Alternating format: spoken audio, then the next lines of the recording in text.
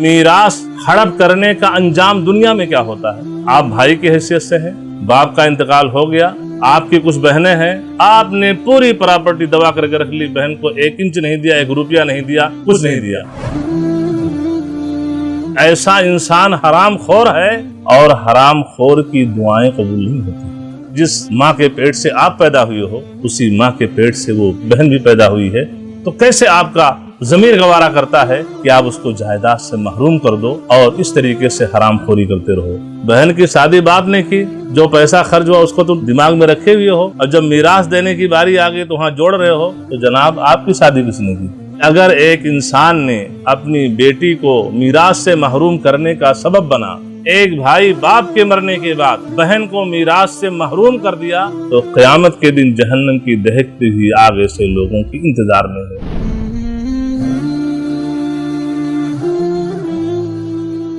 السلام علیکم ورحمۃ اللہ وبرکاتہ۔ الحمد للہ نحمده ونستعینه ونستغفره ونعوذ باللہ من شرور انفسنا ومن سیئات اعمالنا، من يهده الله فلا مضل له ومن يضلل فلا هادي له، واشهد ان لا اله الا الله وحده لا شريك له، واشهد ان محمدا عبده ورسوله، اما بعد فان خير الحديث كتاب الله وخير الهدي هدي محمد صلى الله عليه وسلم، وشر الامور محدثاتها وكل محدثة بدعة وكل بدعة ضلالة وكل ضلالة في النار۔ أعوذ بالله السميع العليم من الشيطان الرجيم، يا أيها الذين آمنوا اتقوا الله حق تقاته ولا تموتن إلا وأنتم مسلمون، يا أيها الناس اتقوا ربكم الذي خلقكم من نفس واحدة وخلق منها زوجها وبث منهما رجالا كثيرا ونساء، واتقوا الله الذي تساءلون به والأرحام إن الله كان عليكم رقيبا، يا أيها الذين آمنوا اتقوا الله وقولوا قولا سديدا يصلح لكم أعمالكم ويغفر لكم ذنوبكم، ومن يطع الله ورسوله فقد فاز فوزا عظيما۔ وقال عز من قائل، للرجال نصيب مما ترك الوالدان والأقربون وللنساء نصيب مما ترك الوالدان والأقربون مما قل منه أو كثر نصيبا مفروضا۔ وعن ابن عباس رضي الله عنهما قال، قال رسول الله صلى الله عليه وسلم، الحقوا الفرائض بأهلها، اخرجه البخاری فی کتاب الفرائض۔ معزز سامعین و ناظرین، آج یہ مجلس جس میں ہم سب کو حاضر ہو کر کے کتاب و سنت کی تعلیمات کو سننے کا یہ حسین موقع فراہم ہو رہا ہے، اس پر ہم سب کو اللہ کا شکر ادا کرنا چاہیے۔ اللہ تبارک تعالی البر فاؤنڈیشن کے ذمہ داران، بالخصوص فاضل گرامی شیخ ارشد سقراوی حفظہ اللہ، اسی طریقے سے ان کے معاون شیخ صفا اللہ سلفی حفظہ اللہ کو اللہ تبارک تعالی جزائے خیر دے کہ ان مشائخ کی کاوشوں اور ان کی محنتوں کے صلے میں اس طرح کے پروگرام منعقد کیے جا رہے ہیں۔ اللہ تبارک تعالیٰ ان مشائخ کو جزائے خیر دے، اور یہ ہے کہ آپ تمام سامعین، سامعات، ناظرین، ناظرات کو ان پروگرام سے، ان دروس سے بھرپور فائدہ اٹھانے کی توفیق فرمائے۔ آج جس موضوع پر کچھ باتیں کتاب و سنت کے حوالے سے آپ کے گوشے گزار کرنی ہے، موضوع بڑا ہی حساس ہے، اور موجودہ وقت کے تناظر میں اس موضوع پر لب کشائی کرنے کی ضرورت بھی ہے۔ موضوع ہے نظام میراث اور ہمارا معاشرہ۔ جن نقاط پر ہم آپ کے سامنے چند باتیں پیش کریں گے، پہلا نقطہ ہوگا میراث کی اہمیت، دوسرا نقطہ ہوگا میراث سے خواتین کو دور رکھنے کا یا میراث ہڑپ کرنے کا دنیاوی نقصان کیا ہے، اور تیسرا نقطہ ہوگا کہ میراث سے خواتین کو دور رکھنے کا اخروی نقصان کیا ہے، اور چوتھا نقطہ ہوگا کہ میراث سے خواتین جب محروم کر دی جاتی ہیں تو ان کی بے بسی اور لاچارگی کیسی ہوتی ہے، اور پانچواں نقطہ ہوگا کہ خواتین کو، بہنوں کو میراث سے دور رکھنے کے لیے یا باپ کے مرنے کے بعد اس کی پراپرٹی میں جو بیٹیوں کا حصہ ہوتا ہے اس حصے کو ہڑپ کرنے کے لیے جو بھائی ہوتے ہیں وہ کون کون سے شیطانی ہیلے اپناتے ہیں اور کس طریقے سے بہنوں کو میراث سے محروم کرتے ہیں۔ سب سے پہلا نقطہ کہ میراث کی اہمیت۔ ہم اور آپ کو معلوم ہے کہ نبی کریم صلی اللہ علیہ وسلم کی آمد سے پہلے مکہ کے اندر جہاں بہت ساری ظلم اور زیادتی پائی جاتی تھی، ان زیادتیوں میں سے ایک زیادتی یہ بھی تھی کہ خواتین کو میراث سے محروم کیا جاتا تھا۔ دلیل کیا دی جاتی تھی کہ یہ خواتین ہیں، یہ دشمنوں کے مقابلے میں تلوار لے کر کے لڑنے کے لیے نہیں آتی ہیں، یہ گھروں میں بیٹھی رہتی ہیں، اور دشمنوں کے مقابل میں لڑنے کے لیے، دفاع کرنے کے لیے اگر کوئی انسان آتا ہے تو یہ مرد آتے ہیں، اس لیے مرد ہی وراثت کے حقدار ہیں، ان کا میراث میں کوئی حصہ نہیں ہے۔ لیکن جب نبی کریم صلی اللہ علیہ وسلم اسی شہر مکہ میں جب آپ کو نبوت سے سرفراز کیا جاتا ہے اور منصب نبوت سے نوازا جاتا ہے، تو دین اسلام نے جو مقام خواتین کو دیا اس کی مثال نہ اس سے پہلے قوموں میں ملتی ہے اور نہ قیامت تک ملے گی۔ تو یہ عورتیں جو میراث سے محروم کی جاتی تھیں، یہ معاملہ وہیں سے ختم ہوا، اور یہ ہے کہ عورتوں کا جو حصہ میراث میں ہوتا ہے اللہ تبارک تعالیٰ نے اس کو سورہ نساء کے اندر بیان فرمایا۔ آپ دیکھیے کہ آپ جب قرآن پڑھتے ہوں گے تو ارکان اسلام، نماز کو لے لیجئے، روزے کو لے لیجئے، زکوٰۃ کو لے لیجئے، حج کو لے لیجئے، مجمل حکم قرآن کے اندر ہے، اقیموا الصلاۃ، آتوا الزکاۃ، اتموا الصیام، اتموا الحج، نماز قائم کیجئے، نماز ادا کیجئے، زکوٰۃ دیجئے، روزہ رکھیے، حج کیجئے، یعنی ایک عام حکم ہے، لیکن اس کی تفصیل کہاں ہے؟ نبی کریم صلی اللہ علیہ وسلم کی احادیث مبارکہ میں۔ اللہ تبارک تعالیٰ نے اس کی تفصیل قرآن کے اندر نہیں بیان فرمائی، لیکن جہاں میراث کا مسئلہ آتا ہے کہ ایک انسان کا انتقال ہو گیا ہے، اس کے مرنے کے بعد اس کے بیٹے ہیں، بیٹیاں ہیں، بیوی ہیں، ماں باپ ہیں، دوسرے رشتہ دار ہیں، اب یہ ہے کہ اس انسان کے مرنے کے بعد جو پراپرٹی بچ رہی ہے وہ کیسے تقسیم ہوگی، اس کو کیسے تقسیم کیا جائے گا، کس کو کتنا ملے گا، یہ اللہ تبارک تعالیٰ نے اس کو سورہ نساء کے اندر بانٹ دیا ہے، آیت میراث نازل فرما دی ہے۔ تو یہ سب سے بڑی دلیل ہے کہ میراث کی اہمیت ہے، کیونکہ اللہ تبارک تعالیٰ نے اس حصے کو بانٹ دیا ہے کہ کس کو کتنا کتنا ملے گا۔ اور اسی لیے اللہ تبارک تعالیٰ نے سورہ نساء کی آیت نمبر 7، جس میں اللہ تبارک تعالیٰ نے ایک قاعدہ بیان کر دیا میراث کا کہ لِلرِّجَالِ نَصِيبٌ مِّمَّا تَرَكَ الْوَالِدَانِ وَالْأَقْرَبُونَ وَلِلنِّسَاءِ نَصِيبٌ مِّمَّا تَرَكَ الْوَالِدَانِ وَالْأَقْرَبُونَ مِّمَّا قَلَّ مِنْهُ أَوْ كَثُرَ نَصِيبًا مَّفْرُوضًا۔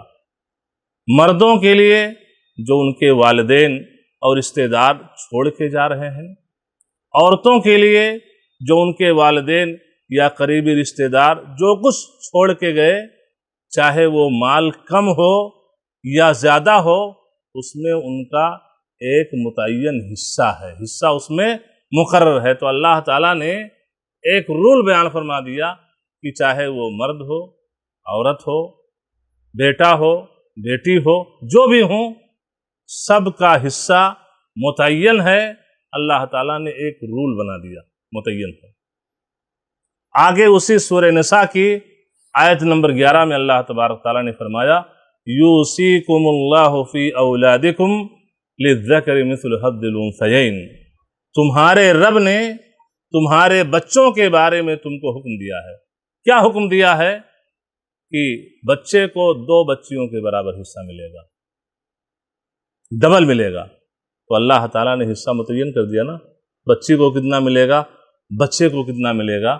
تو یہ اللہ تعالیٰ نے یہ مال بانٹ دیا ہے، تقسیم کر دیا ہے کہ مرنے کے بعد کس کو کتنا ملے گا۔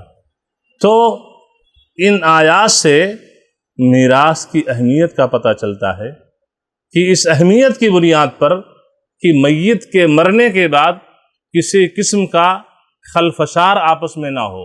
میت کے جو ورثہ ہیں، جو وارثین ہیں، میت کو دفنا دیے، لیکن دفنانے کے بعد آپس میں قتل و قتال کی، خون ریزی کی، جنگ و جدال کی، تو میمے کی نوبت نہ آئے، اس لیے کہ اللہ تعالیٰ نے پہلے سے اس کو قرآن میں تقسیم کر دیا ہے کہ بچہ ہے تو اتنا ملے گا، بچی ہے تو اتنا ملے گا، بیوی کو اتنا ملے گا، ماں کو اتنا ملے گا، باپ کو، جو بھی رشتہ دار ہوں، سب کا حصہ اللہ تعالیٰ نے متعین کر دیا ہے۔ تو جب اللہ تعالیٰ نے متعین کر دیا ہے تو اس چیز کو نافذ کرنا چاہیے، نہیں کرنا چاہیے؟ نافذ کرنا چاہیے۔ جس طریقے سے ایک انسان نماز فرض ہے نا، روزہ فرض ہے نا، زکوٰۃ فرض ہے، حج جو انسان طاقت رہتا ہو زندگی میں ایک بار حج فرض ہے، تو جیسے ہم یہ جانتے ہیں کہ نماز کا چھوڑنا کفر ہے، نماز کا چھوڑنا کبیرہ گناہ ہے، ایسے ہر مرد مومن کو یہ چیز بھی جاننا چاہیے کہ ایسے باپ کے مرنے کے بعد اس کی پراپرٹی میں جہاں بھائی حصے دار ہوتا ہے، بیٹا حصے دار ہوتا ہے، وہیں بیٹی کا بھی حصہ ہے، اور یہ فرض ہے۔ جیسے نماز چھوڑیں گے آپ گنہگار ہوں گے، ایسے اگر ایک بھائی نے اپنے بہن کو باپ کی پراپرٹی میں حصہ دینے سے انکار کیا تو ظاہر سی بات ہے اس نے ایک فریضے کو چھوڑا ہے، اور اس کی بنیاد پر وہ گنہگار ہوگا۔ دوسرے پوائنٹ پر آتے ہیں کہ میراث ہڑپ کرنے کا انجام دنیا میں کیا ہوتا ہے۔ آپ بھائی کی حیثیت سے ہیں، باپ کا انتقال ہو گیا، آپ کی کچھ بہنیں ہیں، آپ نے پوری پراپرٹی دبا کر کے رکھ لی، بہن کو 1 انچ نہیں دیا، 1 روپیہ نہیں دیا، کچھ نہیں دیا۔ اس کا بھیانک انجام دنیا میں کیا ہو سکتا ہے؟ دنیا میں یہ ہے اس کا بھیانک اور برا انجام کہ ایسا انسان حرام خور ہے، اور حرام خور کی دعائیں قبول نہیں ہوتی ہیں۔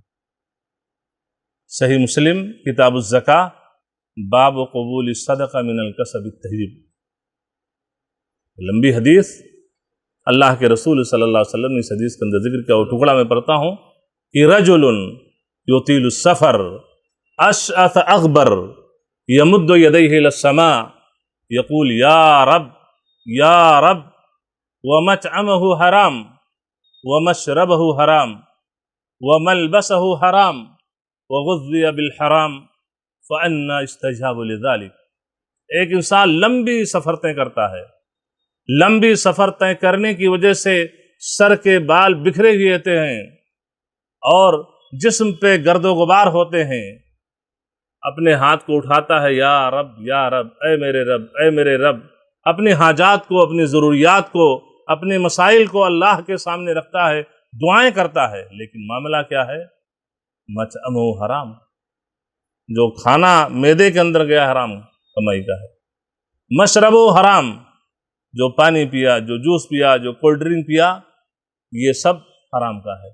وملبسہ حرام، برانڈڈ کپڑے جو پہنے ہوئے ہے، جو کپڑا زیبتن کیے ہوئے ہے، یہ بھی حرام کمائی کا ہے۔ وغذی بالحرام، حرام ہی طریقے سے اس کی پرورش ہوئی ہے۔ فأنا استجاب لذلک، ایسے انسان کی دعا کیسے قبول ہو سکتی ہے؟ تو آپ اندازہ لگائیے کہ کتنی بڑی بد نصیبی ہے، حرمہ نصیبی انسان کے لیے ہے کہ انسان بہن کو اس کی میراث سے محروم کر دے اور اس پراپرٹی اور جائیداد پہ پورے طرح سے قبضہ جما لے، اور یہ ہے کہ جب یہ حرام خوری ہے۔ اس لیے کہ آپ نے اپنی بہن کو اس کی جائیداد سے جو میراث میں حصہ تھا اس سے محروم کر دیا، تو یہ حرام خوری ہے، اور حرام خور کی دعا قبول نہیں ہوتی ہے، دنیا کے اندر اس کا سب سے بڑا نقصان ہے۔ افسوس یہ ہے کہ ہمارے معاشرے اور سماج میں لوگ اس کو ظلم نہیں سمجھتے ہیں، اور اس کو زیادتی نہیں سمجھتے ہیں، اور نہ اس کو حرام سمجھتے ہیں۔ ہاں یہ ہے کہ ایک پڑوسی ہے جو دوسرے پڑوسی کو ستا رہا ہے، کسی طریقے سے کچھ لین دین ہے، اس کی زمین پہ کچھ قبضہ کر رہا ہے، اس کی بھی دکان ہے، اس کی بھی دکان ہے، اس کا اوپن پلاٹ ہے، اس کا اوپن پلاٹ ہے، ایک آدھ فٹ اگر آگے پیچھے ہوا تو پنچایت بیٹھ جاتی ہے، 10 لوگوں کو اکٹھا کیا جاتا ہے۔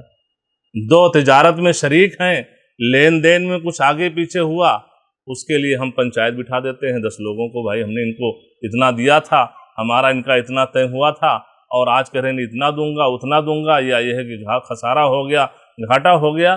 یعنی ایک دوسرے کے ساتھ لین دین میں جو کچھ معاملہ پھنستا ہے تو ہم 10 لوگوں کو بٹھا دیتے ہیں، لوگ بیٹھتے ہیں آ کر کے کہ نہیں بھائی تم نے زیادتی کیوں کی، ایسا کہا تھا تو ایسا کیوں کر رہے ہو، یہ زیادتی ہے، آپ کو دینا پڑے گا، آپ کو ایسا کرنا پڑے گا۔ 10 لوگ اس کے اوپر ٹوٹ پڑتے ہیں، اور ٹوٹنا چاہیے، مظلوم کی مدد کرنی چاہیے۔ لیکن ان بے ایمانوں سے پوچھو جو منصف بن کے بیٹھے ہوئے ہیں، جو انصاف دلانے کے لیے آئے ہوئے ہیں، کہ پہلے یہ بتاؤ کہ تم نے اپنی بہن کا حصہ دیا؟ باپ کا انتقال ہو گیا ہے اور باپ نے جو پراپرٹی چھوڑ کے گئے ہیں، بہن کا حصہ دیا؟ اکثر و بیشتر کا جواب ہوگا کہ سب نیچے نہیں دیے۔ تو یہ ظلم نہیں ہے؟ اس کو ظلم کیوں نہیں سمجھتے ہو؟ یہ بھی ظلم ہے، بلکہ میں سمجھتا ہوں کہ ایک عام انسان جس کی پراپرٹی انسان ہڑپ کر لے، اور ایک انسان جو اپنی بہن کا، ظلم دونوں ہے، لیکن یہ قبیح ظلم ہے، اس لیے کہ جس ماں کے پیٹ سے آپ پیدا ہوئے ہو، اسی ماں کے پیٹ سے وہ بیٹی بھی، بہن بھی پیدا ہوئی ہے، تو کیسے آپ کا ضمیر گوارا کرتا ہے کہ آپ اس کو جائیداد سے محروم کر دو اور اس طریقے سے حرام خوری کرتے رہو؟ تو میراث ہڑپ کرنے کا دنیاوی نقصان یہ ہے کہ ایسے انسان کی دعا قبول نہیں ہوتی ہے۔ تو جب اتنا بڑا نقصان ہے تو یہ حرام خوری ہونی چاہیے؟ نہیں ہونی چاہیے۔ جو بھی لوگ، اور جہاں تک یہ آواز پہنچ رہی ہو، ان تمام سامعین کو، سامعات کو، ناظرین کو، ناظرات کو چاہیے کہ اس حدیث کو سن کر کے وہ اس حرام خوری سے باز آ جائیں۔ یہ آواز ہماری ویڈیو کی شکل میں ریکارڈ ہو رہی ہے، ظاہر سی بات ہے اس کو سننے والی ہماری بہنیں بھی ہوں گی، اس کو سننے والی خواتین بھی ہوں گی۔ میں ان بہنوں تک بھی آواز پہنچانا چاہتا ہوں کہ ان بہنوں کو چاہیے کہ اپنے شوہروں سے یہ کہہ دیں کہ ہمیں لگژری زندگی گوارا نہیں ہے۔ اگر بہنوں کے حساب پر بہنوں کو میراث سے محروم کر کے اور تم لگژری زندگی گزار رہے ہو تو مجھے یہ گوارا نہیں ہے۔ اور ان بہنوں کو سلف کے ان خواتین کی اس قول کو اپنے دل و دماغ میں بٹھا لینا چاہیے کہ سلف صالحین جو تھے، جب ان کے گھر کے ذمہ دار سرپرست جب گھر سے باہر رزق کی تلاش کے لیے نکلتے تھے تو وہ خواتین گھر کی چوکھٹ پہ آ کر کے اپنے ان ذمہ داروں کو، سرپرستوں کو رخصت کرتی تھیں، اور یہ نصیحت کرتی تھیں، یہ کہتے ہوئے رخصت کرتی تھیں کہ اتق اللہ فینا نصبر علی الجوع ولا نصبر علی النار۔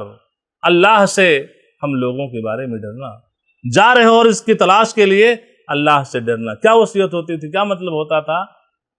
کہ حرام رزق لے کے مت آنا، حلال رزق لانا۔ نصبر علی الجوع ولا نصبر علی النار، بھوکے رہنا ہمیں گوارا ہے، گھر میں چولہا نہ جلے، شام کو آؤ ہم بھوکے سو جائیں، یہ ہمیں گوارا ہے، اس کو ہم گوارا کر لیں گے، لیکن جہنم کی آگ میں جلنا ہمیں گوارا نہیں ہے۔ تو ہماری بہنوں کو اپنے شوہروں کی نیند حرام کر دینی چاہیے کہ شوہروں کی جو بہن ہیں وہ اس خاتون کی کیا لگی، کیا رشتہ ہوتا ہے؟ نند کا۔ تو اپنے شوہروں کو کہیں کہ یہ لگژری زندگی ہمیں گوارا نہیں ہے، یہ تو ہمارے لیے ہلاکت کا سبب ہے۔ یہ حرام پیسہ لاؤ گے، حرام مال مار کر کے بیٹھے ہوئے ہو، اس میں تو نہ تمہاری دعا قبول ہوگی نہ ہماری دعا قبول ہوگی۔ اور ہم میں سے کون انسان ہے جو اللہ تعالیٰ کی رحمتوں کا محتاج نہ ہو؟ ہم سب محتاج ہیں، کسی نہ کسی طریقے سے ہر آدمی مسئلے مسائل میں الجھا ہوا ہے، تو اس سے بڑی بدنصیبی کیا ہوگی کہ ہم ہاتھ اٹھائیں اور ہماری دعائیں قبول نہ ہوں۔ تو ایسا ہے کہ شوہر نامدار جو حصہ سسر جو مال چھوڑ کے گئے ہیں، پہلے ہماری جو نند ہے، آپ کی جو بہن ہے، ان کو دے دو، سوکھا روکھا ہم کپڑا پہن لیں گے، سوکھا روکھا کھانا کھا لیں گے، لگژری زندگی گزارنا ہمارے لیے گوارا نہیں ہے۔ یہ ہماری بہنوں کو یہ میسج اپنے شوہروں تک پہنچانا چاہیے اور شوہروں کے ناک میں دم کر دینا چاہیے تاکہ دعائیں قبول ہوں۔ اسی طریقے سے میراث سے جب انسان اپنی بہنوں کو محروم کرتا ہے، یا یہ ہے کہ باپ موجود ہے، اپنی زندگی میں یہ چیزیں دیکھ رہا ہے کہ خاندان میں خاندانی طور پر یہ نسلاً بعد نسلاً یہ چیز چلی آ رہی ہے کہ ہمارے خاندان میں یہ ریکارڈ رہا ہے کہ کوئی اپنی بہنوں کو حصہ نہیں دیتا ہے۔ میں بھی مر جاؤں گا، ہمارا بیٹا بھی اپنی بہن کو نہیں دے گا، جیسے میں نے اپنی بہن کو حصہ نہیں دیا، ہمارے باپ نے اپنی بہن کو حصہ نہیں دیا، ہمارے دادا نے اپنی بہن کو حصہ نہیں دیا، ہمارے پردادا نے اپنی بہن کو حصہ نہیں دیا، کل میں بھی مر جاؤں گا تو ایسے ہی میرے مرنے کے بعد میرا بیٹا بھی حصہ نہیں دے گا۔ لیکن کچھ نہیں کر کے گیا، تو ظاہر سی بات ہے باپ بھی اس کٹگرے میں آ گیا اور بھائی بھی آ گیا کہ اگر اس طریقے سے اس بیٹی کو میراث سے محروم کیا گیا، اس بہن کو باپ کی پراپرٹی سے مرنے کے بعد محروم کیا گیا، تو آخرت میں ایسے لوگوں کا انجام کیا ہوگا؟ اللہ کے رسول صلی اللہ علیہ وسلم کی وہ حدیث جسے امام مسلم رحمہ اللہ نے کتاب البر والصلہ باب و تحریم الظلم میں ذکر کیا ہے، اور اس حدیث کے راوی ابو ہریرہ رضی اللہ تعالیٰ عنہ ہیں۔ فرماتے ہیں کہ اللہ کے رسول صلی اللہ علیہ وسلم نے صحابہ کرام سے پوچھا، اتدرون ما المفلس؟ قالوا المفلس فینا من لا درہم له ولا متاع، فقال ان المفلس من امتی من یاتی یوم القیامہ بصلاة وصیام وزکاة ویاتی قد شتم هذا وقذف هذا وأكل مال هذا وسفك دم هذا وضرب هذا فيؤتى هذا من حسناته وهذا من حسناته فإن فنيت حسناته قبل أن يقدم عليه أخذ من خطاياهم وطرحت عليه ثم طرح في النار۔ اللہ کے رسول صلی اللہ علیہ وسلم صحابہ کرام سے پوچھتے ہیں، سوال کرتے ہیں، تم لوگوں کو معلوم ہے کنگال کون انسان ہے، مسکین کون انسان ہے، محتاج کون انسان ہے؟ تم لوگوں کو کچھ معلوم ہے؟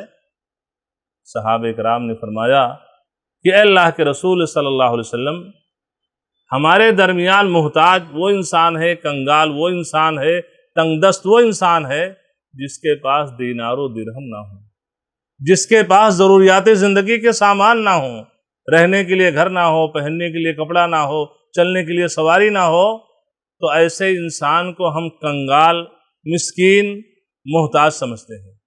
اللہ کے رسول صلی اللہ علیہ وسلم نے فرمایا کہ میری امت کا کنگال، مسکین، تنگ دست وہ انسان ہوگا جو قیامت کے دن اس حال میں آئے گا کہ وہ نماز کا پابند رہا ہوگا، روزے کا پابند رہا ہوگا، زکوٰۃ کا پابند رہا ہوگا۔ یہ سب کیا ہیں؟ یہ ارکان اسلام ہیں۔ کس سے اس کا تعلق ہے؟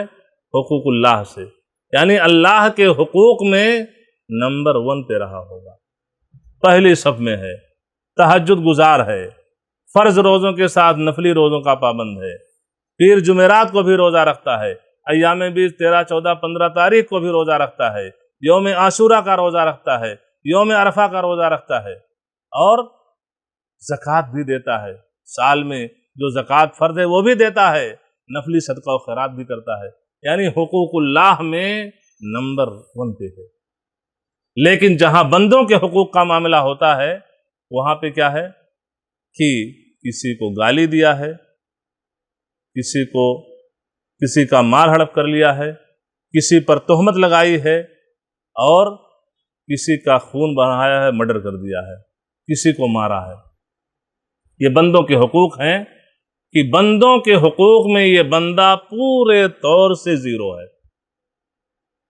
دنیا کے اندر جب کوئی انسان جرم کرتا ہے، پولیس کچہری میں پہنچ جاتا ہے، تو کیا چیزیں چلتی ہیں؟ دو چیزیں چلتی ہیں نا، سورس، اور سورس کے ساتھ گاندھی جی، ہے نا؟ سورس سے نہیں کام چلنے والا ہے تو گڈی انڈر ٹیبل دے دی جاتی ہے، ادھر سے فون ہو جاتا ہے کہ ہمارا آدمی ہے ذرا دیکھ لینا۔ لیکن قیامت کے دن یہ دونوں چیزیں چلیں گی؟ کچھ نہیں چلنے والا ہے، وہاں نیکی اور بدی کا معاملہ ہے، بس کچھ نہیں چلنے والا ہے، سب ہتھ کنڈے فیل ہو جائیں گے۔ تو وہاں پہ کیا ہوگا؟ نیکی اور بدی۔ اب یہ حاجی صاحب تھے، زکاتی صاحب تھے، نمازی صاحب تھے، روزے دار تھے، تہجد گزار تھے، بہت ساری نیکیاں کی تھیں، یہ سب مظلوم آئیں گے اللہ کے سامنے۔ اس نے مجھے مارا تھا، اس نے گالی دی تھی، اس نے تہمت لگائی تھی، اس نے میرا مال ہڑپ کر لیا تھا، اس نے میرا مرڈر کیا تھا، مجھے سپاری دی تھی۔ انہی مظلومین کی فہرست میں وہ بیٹی بھی ہوگی، وہ بہن بھی ہوگی، آئے گی، ابو جان میرا حصہ دے دیجیے، آپ مر کے گئے تھے، وہ 10 دکانیں تھیں، ایک دکان بھی نہیں ملی، وہ مال بھی جو تھا وہ سینکڑوں ٹن مال تھا، اس میں 1 کلو بھی ہم کو نہیں ملا۔ آپ مر کے گئے، بینک میں کروڑوں روپے تھے، 1 روپیہ نہیں ملا۔ آپ مر کے گئے، بنگلے میں تھے، فلیٹ میں تھے، اس فلیٹ میں سے مجھے 1 انچ نہیں ملی، تو ابو جان میرا حصہ دے دو۔ بھائی جان لگژری زندگی گزاری تھی، اور میں تھی کہ میں ایک روٹی کو ترس رہی تھی، میں تھی کہ میری حالت کیسی تھی میں جانتی ہوں کیسے میں نے گزارا، اور آپ لگژری زندگی گزار رہے تھے، تو بھائی جان میرا حصہ دے دو۔ کیا کرو گے وہاں؟ کچھ ہے؟ دنیا میں معاملہ پھنستا ہے تو یہ ہے کہ سورس اور پیسہ، یہ 2 چیزیں چل جاتی ہیں، اور معاملہ مظلوم ظالم ہو جاتا ہے، اور ظالم مظلوم قرار دے دیا جاتا ہے۔ لیکن وہاں وَلَا يَظْلِمُ رَبُّكَ أَحَدًا، تمہارا رب کسی پہ ظلم نہیں کرتا ہے، وہاں عدل ہے، وہاں انصاف ہے۔ ان مظلوموں کو وہ ساری نیکیاں دے دی جائیں گی، اس میں سے آپ کی بیٹی بھی ہوگی، آپ کی بہن بھی ہوگی، اس کو بھی آپ کی نیکیاں دے دی جائیں گی۔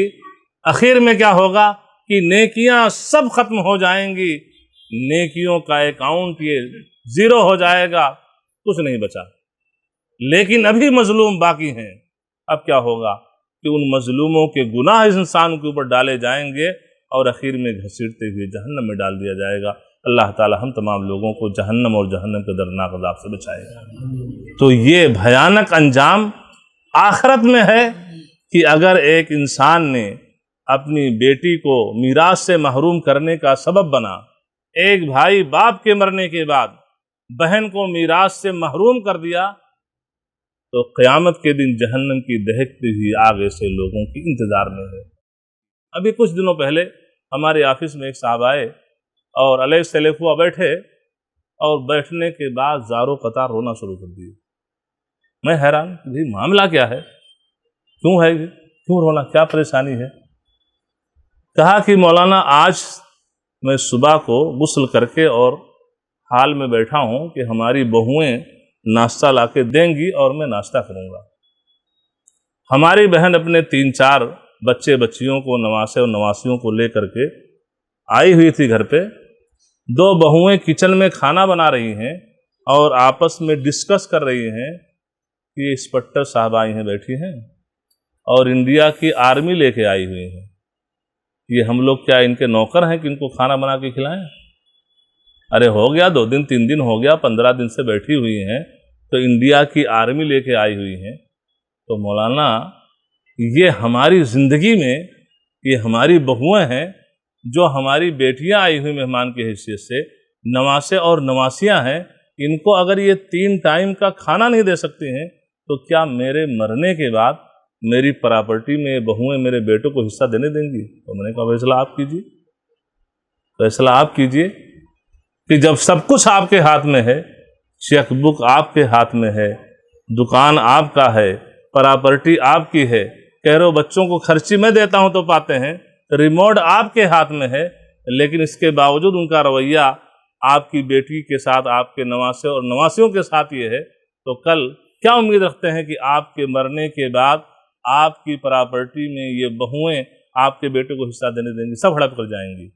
کیا کریں؟ تو میں نے کہا جانے سے پہلے، رخصت ہونے سے پہلے دنیا کے اندر تم رجسٹرڈ وصیت کر کے جاؤ، تاکہ مرنے کے بعد آپ کی پراپرٹی میں آپ کی بیٹیوں کا حصہ رہے، وہ بھائی ہڑپ نہ کر سکے۔ ہمارے کسی بھائی نے بتایا کہ مہاراشٹرا میں یہ قانون یہاں کی حکومت نے بنایا ہوا ہے کہ بہنوں کو بھائی محروم نہیں کر سکتا۔ ایسا ہے کچھ ہے یہاں کہ باپ کا انتقال ہو گیا، بہنیں ہیں تو بھائی ان کو محروم نہیں کر سکتا ہے؟ تو افسوس مجھے ہوا کہ ایک کافر حکومت وہ عورتوں کے حقوق کو محفوظ کیے ہوئے ہے کہ آپ مرنے کے بعد اپنی بہن کو میراث سے محروم نہیں کر سکتے ہو، لیکن وہ قانون جو بنانے والا زمین و آسمان کا رب ہے، ساری کائنات کا رب ہے، وہ قانون الہی ہے، اور وہ ہمارے لیے دستور حیات ہے، جس پر عمل کرنے میں ہمارے لیے دنیا اور آخرت دونوں جگہ بھلائی ہے۔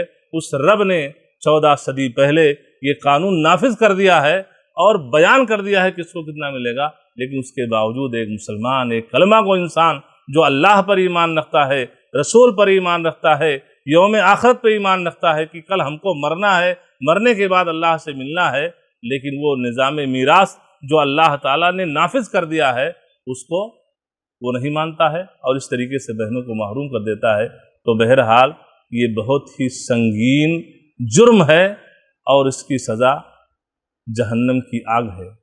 اسی سورہ نساء کے اندر آیت نمبر 14 اللہ تبارک تعالیٰ نے ایسے لوگوں کا انجام بیان کیا ہے کہ آخرت میں ان کا بھیانک انجام کیا ہوگا جو بہنوں کو میراث سے محروم کر دیتے ہیں۔ اللہ تعالیٰ نے فرمایا وَمَن يَعْصِ اللَّهَ وَرَسُولَهُ وَيَتَعَدَّ حُدُودَهُ يُدْخِلْهُ نَارًا خَالِدًا فِيهَا وَلَهُ عَذَابٌ مُّهِينٌ۔ جو اللہ کی معصیت، اللہ کے رسول کی معصیت کرتا ہے، اللہ اس کے رسول صلی اللہ علیہ وسلم کی نافرمانی کرتا ہے، وَيَتَعَدَّ حُدُودَهُ، اور اللہ نے جو حدود متعین کیے ہیں اس کو کراس کرتا ہے۔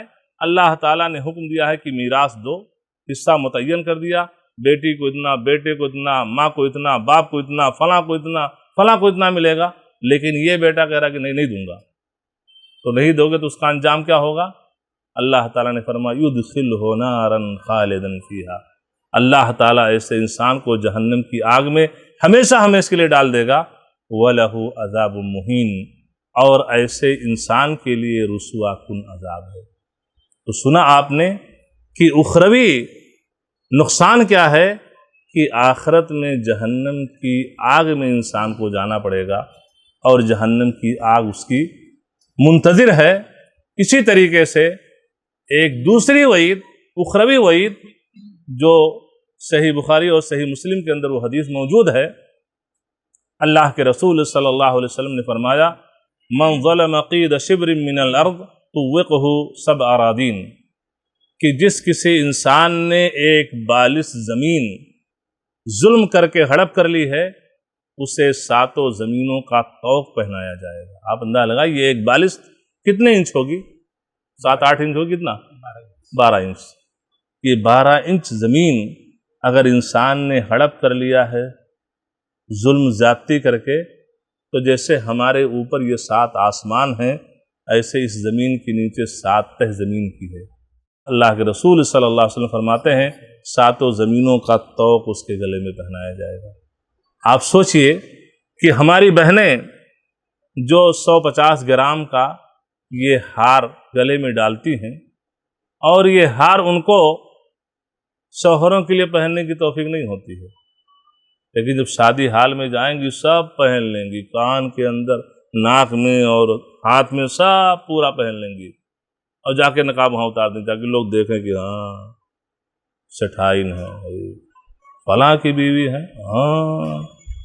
اور جیسے گھر لوٹیں گی سب سے پہلے ہار ہی اترتا ہے، کیوں؟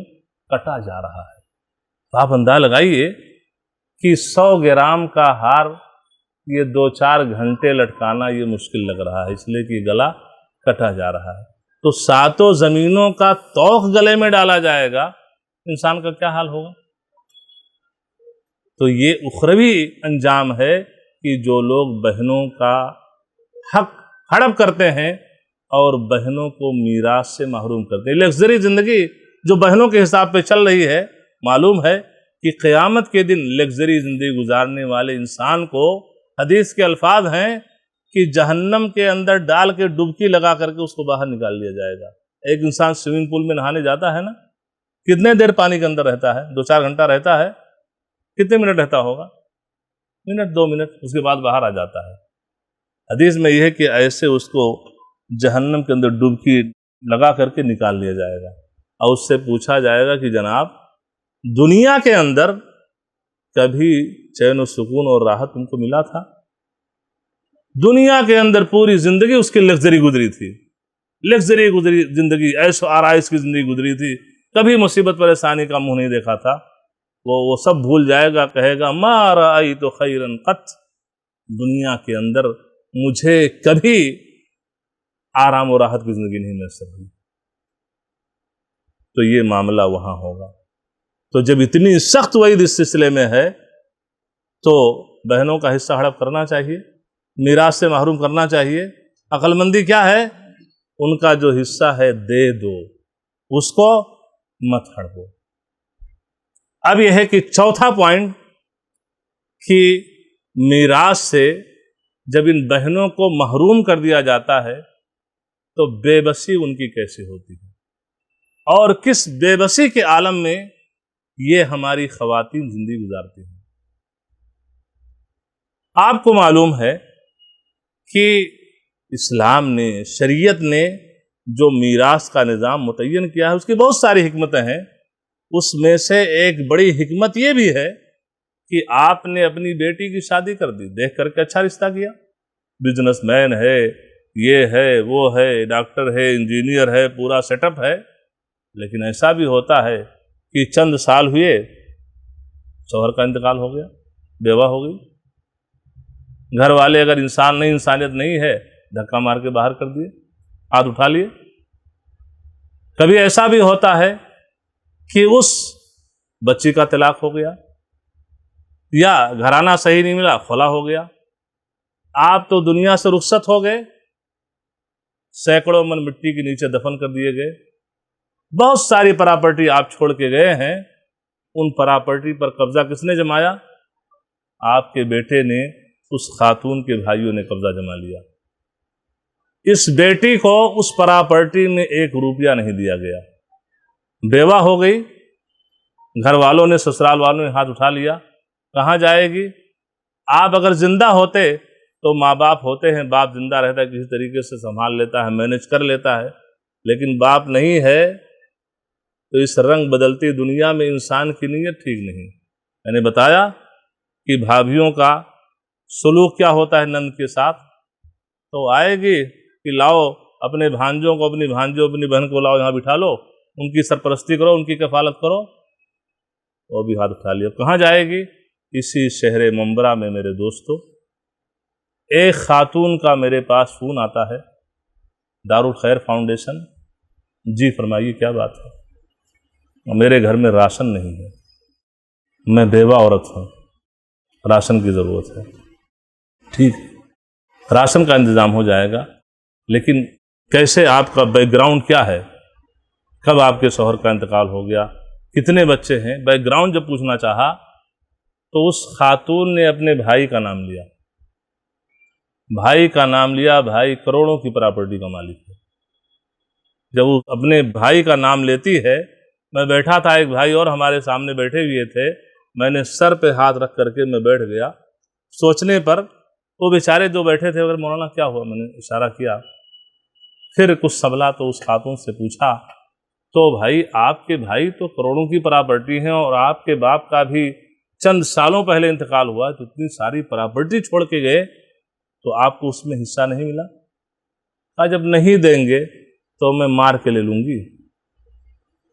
یعنی آپ سوچئے کہ کتنی بڑی زیادتی کہ آپ باپ کی پراپرٹی آپ بیٹے کے حیثیت سے آپ نے اس کو ہڑپ کر لیا، اور آپ کا دل ہے کہ یہ دل پتھر سے سخت ہے کہ آپ کی بہن جو اسی ماں کے پیٹ سے پیدا ہوئی تھی جس ماں کے پیٹ سے آپ پیدا ہوئے تھے، جس باپ نے آپ کو پالا پوسا تھا اسی باپ نے اس بہن کو بھی پالا پوسا تھا، جس شان و شوکت سے اس باپ نے آپ کی شادی کی تھی اور آپ کے لیے بہو کا انتخاب کیا تھا، اسی باپ نے اسی محبت کے ساتھ اس بہن کو بھی اپنے گھر سے رخصت کیا تھا اور اس کے لیے داماد کا انتخاب کیا تھا۔ لیکن آج اس کے شوہر کا اور آپ کے بہنوئی کا انتقال ہو گیا، آپ نے بھی ہاتھ اٹھا لیا، سسرال والوں نے بھی ہاتھ اٹھا لیا اور آپ نے بھی ہاتھ اٹھا لیا۔ آج وہ در در بھٹک رہی ہے اور حالت یہ ہے کہ صدقہ و خیرات کھانے کی مجبور ہو رہی ہے۔ یہ چیز کیا ہے کہ اس خاتون کی بے بسی۔ تو شریعت نے جو نظام مال کا متعین کیا ہے میراث کی شکل میں بٹے دیا جائے، تو یہ کیوں؟ اس لیے کہ کل اگر ایسی صورت ہو جائے، کیپٹل موجود ہے، مال موجود ہے، اس کے بچوں کی پرورش ہو جائے گی، شادی کوئی دوسرا کر لے گا، طلاق ہو گیا، خلا ہو گیا، دوسرا کوئی ہاتھ اٹھا بٹا لے گا اور اس کو اپنی زوجیت میں لے لے گا، اور اس طریقے سے اس کا ایک معاشرے میں اور سماج میں ایک وزن رہے گا، اس لیے کہ مال اس کے ہاتھ میں موجود ہے۔ تو آپ ہی سوچئے انداز تغافل اپنا، آپ ہی سوچئے انداز تغافل اپنا، ہم اگر عرض کریں گے تو شکایت ہوگی۔ آخری پوائنٹ جو ہے وہ یہ ہے کہ خواتین کو میراث سے محروم جو کیا جاتا ہے، بھائی جو اپنی بہنوں کو محروم کر دیتا ہے، بہنوں کو میراث سے محروم کرنے کے لیے کون سے شیطانی ہیلے وہ اپناتا ہے۔ ایک ہیلا یہ ہے کہ شیخ آپ لوگ تو کہتے ہیں کہ باپ کے مرنے کے بعد، آپ لوگ کہتے ہیں، نہیں کہتا کہ قرآن کہتا ہے، کیا کہتا ہے بے ایمان؟ آپ لوگ کہتے ہیں، کہنا چاہے قرآن کہتا ہے، رب کہتا ہے، ہم نہیں کہتے، مولوی شمیم نہیں کہتے، مولوی ارشد نہیں کہتے ہیں، کون کہتا ہے؟ زمین و آسمان کا رب تم کو حکم دے رہا ہے۔ تو آپ لوگ کہتے ہیں، کیا کہتے ہیں؟ آپ لوگ کہتے ہیں کہ باپ کا انتقال ہو جائے تو بہنوں کو حصہ دے دینا چاہیے، لیکن مولانا ہماری بہن جو ہے، ہماری آپا جو ہے، ہماری جو باجی ہیں، وہ ان کی جب شادی ہوئی تھی تو ہمارے والد صاحب نے تو 10 لاکھ روپیہ خرچ کیا تھا، تو اس کا یہ کیا ہے؟ یہ شیطانی ہیلا ہے۔ یعنی 10 لاکھ جو خرچ کیے تھے ہو گیا، اب میراث میں کہاں، تو دے دیا گیا نا۔ جناب آپ کی شادی کس نے کی؟ سوال ہے کہ نہیں ہے؟ بہن کی شادی باپ نے کی، جو پیسہ خرچ ہوا اس کو تم دماغ میں رکھے ہوئے ہو، اور جب میراث دینے کی باری آ گئی تو وہاں جوڑ رہے ہو، تو جناب آپ کی شادی کس نے کی؟ آپ کی شادی بھی تو باپ نے کی ہے، تو آپ کی شادی میں پیسہ نہیں لگا؟ یہ جامع جوڑا، یہ کپڑا اور یہ وہ شادی حال، یہ ولیمہ اور یہ خرافات جو کچھ کی، اس میں پیسہ نہیں لگا؟ تو اس میں آپ کی شادی میں بھی تو باپ کا پیسہ لگا تھا۔ تو جیسے آپ کی شادی کی آپ کے باپ نے، آپ کی بہن کو بھی ذمہ داری تھی، اس کا اس سے جوڑ توڑ کیا ہے؟ لیکن نہیں، لیکن یہ ہے کہ کچھ وہ داماد اور بہنوئی کو خریدا گیا تھا تو کچھ کیش دیا گیا تھا۔ وہ داماد اور بہنوئی کو خریدا گیا تو یہ تمہارا ایشو تھا، شریعت نے خریدنے کا حکم نہیں دیا ہے، شریعت نے دینے کا حکم دیا ہے کہ دے کر کے لاؤ۔ ایک صحابی اللہ کے رسول صلی اللہ علیہ وسلم کے پاس بیٹھے تھے، ایک صحابیہ ہیں، وہ اپنے آپ کو خواہش ظاہر کی کہ مجھ سے شادی کر لیں اللہ کے رسول صلی اللہ علیہ وسلم۔ اللہ کے رسول صلی اللہ علیہ وسلم بڑے شرمیلے انسان تھے، آپ نے ہاں نہ کہا نہ نہیں کہا۔ اس صحابی نے کہا کہ اللہ کے رسول صلی اللہ علیہ وسلم اگر آپ کو شادی کی حاجت نہیں تو مجھ سے ہی شادی کروا دیجیے۔ کہا کچھ ہے؟ کہا کچھ نہیں ہے۔ یعنی دینے کے لیے کچھ مہر ہے؟ کہا نہیں ہے۔ کہا قرآن کریم کی کچھ صورتیں یاد ہیں؟ کہا جی۔ کہا وہی یاد کروا دینا، وہی مہر ہے۔ تو یہاں شریعت کیا کہتی ہے کہ بیوی کو لاؤ اپنی زوجیت میں، اس کو دے کر کے لاؤ، مہر دو۔ اس سے لینے کا کنسپٹ نہیں ہے، دے کر کے مہر دو اور لاؤ، لینے کا کنسپٹ نہیں، لینے کا تصور نہیں ہے۔ تو یہ جو دیا گیا، جو خرید و فروخت ہوا، یہ آپ کا ایشو تھا، اس کو میراث سے نہیں جوڑا جائے گا۔ اب یہاں جب پھنس گیا تو دوسرا ہتھ کنڈا، دوسرا شیطانی ہتھ کنڈا۔ وہ شیخ ایسا ہے کہ باجی کو میں نے کہا کہ بھئی دیکھو والد صاحب کا انتقال ہو گیا ہے اور مولوی صاحب لوگ تقریریں کرتے ہیں، حلق حلق آڑتے ہیں، آوازیں نکالتے ہیں بڑی بڑی جو ہے، دینا چاہے نہیں دے گا، جہنم میں جائے گا، نارے جہنم انتظار میں ہے، یہ ہے وہ ہے، دعائیں نہیں قبول ہوں گی، ایسا ہے ویسا ہے، ظالم ہے، تو ایسا ہے کہ باجی وہ حصہ لے لو، حصہ لے لو، لولی پاپ دکھا رہا ہے، دینا کچھ نہیں، حصہ لے لو۔ تو ہماری باجی کہہ رہی، ہماری آپا کہہ رہی ہم کو نہیں چاہیے۔ اچھا، یہ تو ایسے ہوا کہ جیسے جو بزرگ لوگ ابھی ہیں وہ کہتے ہیں کہ جب پہلے آج کے 50 سال پہلے شادیاں ہوتی تھیں تو مہر جو بھی رکھ دیا گیا، جب وہ تنہائی میں اپنی بیوی کے ساتھ ہوتا تھا تو کہتا تھا کہ معاف کر دو، کہا مہر معاف کروا لیے تھے۔ ارے بیچاری نئی نویلی دلہن ابھی آئی ہے، ابھی کہے نہیں معاف کروں گی تو کہے گی ٹھیک ہے، صبح جب اس کا باپ آئے گا اس کے حوالے کر دیں گے کہ بھائی یہ مڑ چڑھی ہے، آج ہی سے اس کی ناک اونچی ہے تو کل تو ہماری زندگی اجیرن کر دے گی، تو اس کو معاف کرنا کہیں گے نہیں۔ تو یہ دوسرا ہاتھ کنڈا کہ ہماری باجی کرے نہیں، ہم کو نہیں ضرورت ہے اور آپ لوگ لے لیجیے، ہم کو نہیں ضرورت ہے، تو یہ ہتھ کنڈا بھی غلط ہے۔ ہاں، باجی کو دینا ہے، آپا کو دینا ہے تو ایسے نہیں، باپ کا انتقال ہوا ہے، پہلے اماؤنٹ دیکھو جو بینک بیلنس ہے، وہ جو پیسہ ہے مرنے کے بعد میں کفن دفن خرچ کیا جائے، اس کے بعد قرض ہے وہ ادا کر دیا جائے، اس کے بعد کچھ وصیت کسی چیز کی وہ ادا کر دیا جائے، اور اس کے بعد جو اماؤنٹ بینک میں بچا ہے کیش کی شکل میں، وہ آپ کی جو بہنیں ہیں وہ نکالو اور بہن کے گھر جاؤ کہ یہ پہلے یہ لے لو، یہ آپ کے حصے میں یہ 5 لاکھ روپیہ ہے، یہ بہن جی آپا لے لو، یہ دو۔ اب وہ کہتی ہے کہ نہیں چاہیے مجھے، تب آ کر کے مولی شمی مولی ارشد سے ملو کہ مولانا ایسا ہے کہ میں کیش ہمارے باپ کے مرنے کے بعد 10 لاکھ روپیہ ہماری بہن کا آ رہا تھا، میں لے کر کے گیا اور ہماری بہن نے کہا ہم کو نہیں ضرورت ہے۔ یہ آپ بتائیے کہ پیسے سے کس کو نفرت ہے، پیسے سے کس کو نفرت ہے اور پیسے کی کس کو ضرورت نہیں ہے۔ میں کہتا ہوں کہ آج یہ شیر خوار بچہ جو دودھ پی رہا ہو، سرین کے بل کھسٹ کے چل رہا ہو، ایک ہاتھ آپ خالی رکھیے ہتھیلی اور ایک ہاتھ میں 2-4 سکے رکھیے اور ایسے ایسے کیجیے، آواز آئے گی، وہ کدھر جائے گا وہ بچہ، ہاتھ کدھر بڑھائے گا؟ خالی ہاتھ میں جس میں 2-4 سکے ہیں ادھر ہاتھ بڑھائے گا، وہ آئے گا ادھر کہ مجھے چاہیے۔ تو جب اس شیر خوار بچے کو جو اس پیسے سے جا کے جنرل اسٹور سے چپس خرید لے گا، کوئی کھانے پینے کی چیز خرید سکتا ہے نہیں، لیکن اس کو بھی ہے کہ پیسے کی ضرورت ہے۔ تو آپ کی بہن کو جو 2-4 بچوں کی ماں ہے، جس کے پیچھے پورا خرچ بچے، اس کو پیسے کی ضرورت نہیں ہے؟ ارے میں کہتا ہوں امبانی ہے، اس کو بھی پیسے کی ضرورت ہے۔ اور نبی کریم صلی اللہ علیہ وسلم کی حدیث سنن کی آپ نے کئی بار سنی ہوگی کہ اگر آدم کی اولاد کے پاس 2 وادیاں سونے کی ہوں، جس میں وادی جس میں پانی بہتا ہے، 2 ہوں سونے کی وادیاں، تو پھر بھی کوشش کرے گا، اس کی آرزو ہو کہ ایک تیسرا ہو جاتا، لیکن جب مر جائے گا تو قبر کی مٹی اس کا منہ بھر دے گی۔ تو پیسے سے کس کو نفرت ہے؟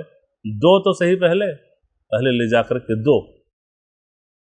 اب اس کے بعد میں جو پراپرٹی ہے، چاہے کم ہو یا زیادہ ہو، شریعت نے کیا حکم دیا کہ ماں باپ رشتہ دار جو بھی چھوڑ کے جا رہے ہیں، چاہے وہ کم ہو یا زیادہ ہو، حتیٰ کہ 300 اسکوائر فٹ کا، اتنے ہی جتنے ہم لوگ بیٹھے، کتنے اسکوائر فٹ کے ہے؟ 200۔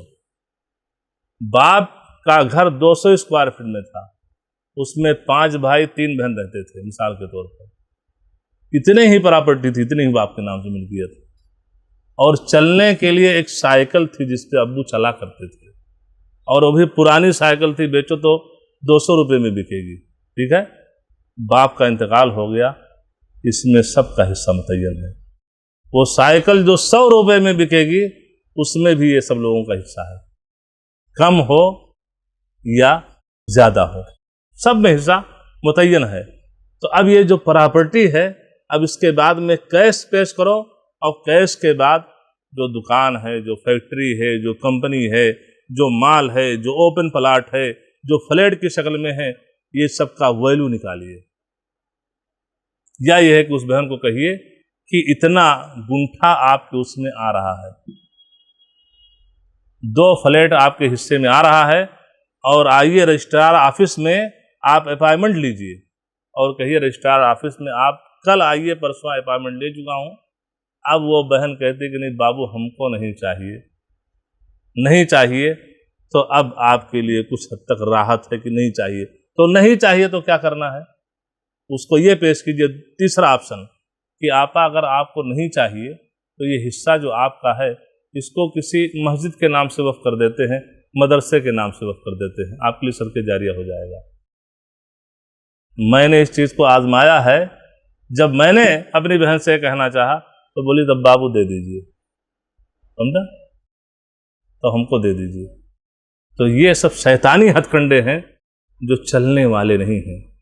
اور چوتھی چیز یہ ہے کہ آپ کی بہن، آپ کی وہ آپا، آپ کی باجی جو حصہ لینے سے ہچکچا رہی ہے، اس کو ڈر کس چیز کا ہے؟ کس چیز کا ڈر ہے؟ میکا چھوٹ جائے گا، ہمارا بھائی اور بہن کا جو رشتہ ہے یہ ختم ہو جائے گا۔ اگر میں باپ کے مرنے کے بعد پراپرٹی میں جو میراث میں ہمارا حصہ ہے اگر میں لے لیتی ہوں تو بھائی بہن کا رشتہ یہ ختم ہو جائے گا، ہمارا آنا جانا بند ہو جائے گا۔ اس ڈر میں 99% عورتیں ہیں جو یہ جھجک کرتی ہیں حصہ لینے سے۔ آپ بھائی کی حیثیت سے ہیں، آپ اس کے سامنے جو یہ تصور اور ذہن میں جو اس کے یہ اشکال، یہ شبہ ہے، اس کو آپ زائل کیجئے کہ میری بہن، میری آپا، میری باجی، یہ حصہ آپ کا ہے، اس کو لیجئے۔ جیسے حصہ لینے سے پہلے ہمارے اور آپ کے بھائی بہن کے تعلقات تھے، ویسے ہمارے بھائی بہن کے جو تعلقات ہیں یہ حصہ لینے کے بعد بھی رہے گا۔ اگر آپ کے کو یہ ڈر ہے کہ ہمارا رشتہ ختم ہو جائے گا تو اللہ گواہ ہے ایسا قطع نہیں ہوگا۔ اس کے بعد آپ کی بہن نے نہیں لیتی ہے، آئیے ہمارا گریبان پکڑیے۔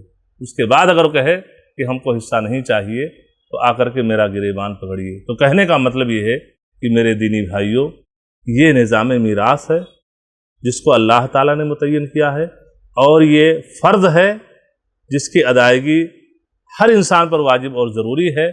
اور ہمارا معاشرہ اور ہمارے معاشرے میں جو لوگ جس طریقے سے چل رہے ہیں وہ ہم دیکھ رہے ہیں، تو ضرورت اس بات کی ہے کہ ہم سب اس کی سنگینی کو سمجھیں اور اس کے جو نقصانات اور اس سلسلے میں جو وعیدیں دنیا کے اندر ہیں اور کل مرنے کے بعد ہوں گی وہ سب ہم سن چکے ہیں۔ تو اب ایسی صورت میں عقل مندی یہ ہے، دور اندیشی یہ ہے کہ دنیا کی بھلائی چاہتے ہیں، آخرت کی بھلائی چاہتے ہیں، دنیا اور آخرت میں خیر چاہتے ہیں، تو ہم باپ کے مرنے کے بعد اپنی بہنوں کو ان کی پراپرٹی میں ہم حصہ دے دیں۔ اور اگر باپ موجود ہے اور اس طرح کا ماحول میراث کے ہڑپ کرنے کا اس کے خاندان میں، قوم میں، قبیلے میں، سٹی میں، محلے میں موجود ہے، تو اس کو چاہیے کہ مرنے سے پہلے قانونی چارہ جوئی، رجسٹرڈ وصیت کر جائے تاکہ بیٹی کا حصہ مرنے کے بعد محفوظ رہے۔ اللہ تبارک تعالیٰ سے دعا ہے کہ مولا ہمارے معاشرے اور سماج میں جو ظلم کی یہ شکل پائی جا رہی ہے اور لوگوں کا دل بہنوں کے تعلق سے سخت ہو چکا ہے، اللہ تبارک تعالیٰ ایسے دلوں کے اندر اللہ تبارک تعالیٰ اپنا خوف پیدا کر دے، اپنا ڈر پیدا کر دے، اور ایسے دلوں کے اندر اللہ تبارک تعالیٰ تقوی پیدا کر دے تاکہ تیرے عذاب سے ڈرتے ہوئے ایسے لوگ اس جرم سے باز آ جائیں، اور یہ ہے کہ بہنوں کا جو حصہ ہے اس کو وہ ادا کر سکیں۔ مولا تو ہمیں ہر قسم کی ظلم اور زیادتی سے بچنے کی توفیق عطا فرما۔ ہم میں سے جو لوگ بیمار ہیں مولا انہیں شفا فرما دے، جو لوگ اس دنیا سے رخصت ہو گئے ہیں جن کی موت کلمہ توحید پر ہوئی ہو مولا ان کی مغفرت فرما دے۔ مولا ہم جس بھی قسم کے مشکلات میں گھرے ہوئے ہیں، چاہے وہ مشکلات، وہ پریشانیاں سیاسی ہوں، اقتصادی ہوں، سماجی ہوں، بیماری کی شکل میں ہوں، جس بھی شکل میں ہوں، مولا ان پریشانیوں کو اپنی رحمت سے دور فرما دے، اور ہم تمام لوگوں کو مولا ہر قسم کے خیر سے مالا مال فرما دے، اور ہر قسم کے شر، فتنہ و فساد سے مولا ہم سب کی حفاظت فرما لے۔ وصلی اللہ علی نبینا محمد وعلی آلہ وصحبہ وسلم۔ والسلام علیکم ورحمۃ اللہ وبرکاتہ۔